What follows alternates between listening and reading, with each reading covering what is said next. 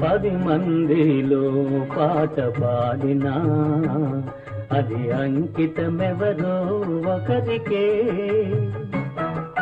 విరి తోటలో పూలెల్ని పూచినా గుడికి చేరేది 100కి 1.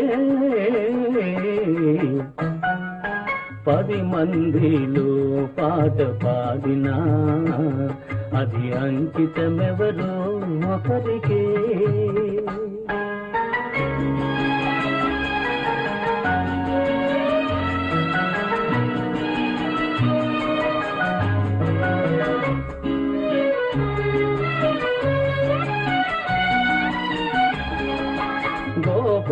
గోపాలునికెంతమంది గోపికలున్నా గుండెలోన నెలకొన్న రాధ ఒక్కటే.